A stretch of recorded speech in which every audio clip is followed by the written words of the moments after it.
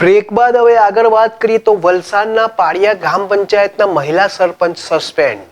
વલસાડના પાળિયા ગ્રામ પંચાયતના મહિલા સરપંચે વર્ષ 2023માં ટેન્ડર પ્રક્રિયા કે જાહેર નોટિસ આપ્યા વગર તળાવ ઊંડું કરવાનું કામ એજન્સીને આપતા જાગૃત નાગરિકે સરપંચ સામે ભ્રષ્ટાચારના આક્ષેપ સાથે ટીડીઓ અને ડીડીઓને લેખિત ફરિયાદ કરી હતી. જ્યારે ઉમરગામના સોરસુબા ગામના તત્કાલીન સરપંચ અને ડેપ્યુટી સરપંચે ગૌચરણની જમીનમાં દુકાનો બનાવી સક્ષમ અધિકારીઓની પરવાનગી વગર દુકાનોની હરાજી કરી હતી. તે કેસમાં સ્થાનિક અગ્રણીઓએ ફરિયાદ કરતા મામલો સામે આવ્યો હતો. ઘટનાની જાણ ડીડીઓને થતાં તપાસના આદેશ આપવામાં આવ્યા હતા.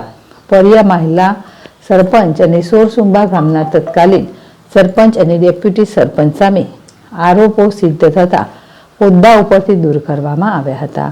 આરોપીઓએ કમિશનરના દરવાજા ખખડાવ્યા હતા. તે અરજી ઉપર કમિશનરે બંને કેસમાં આરોપીઓને ફરી એક વખત સાંભળી આદેશ કરવાનો હુકમ કરતા બંને કેસના અરજદારોને ડીડીઓએ ફરી સાંભળી પાળિયા ગામના તત્કાલીન મહિલા સરપંચ અને સોરસુબા ગામના તત્કાલીન સરપંચ અને ડેપ્યુટી સરપંચને હોદ્દા ઉપરથી દૂર કરવાનો ફરી આદેશ કર્યો છે.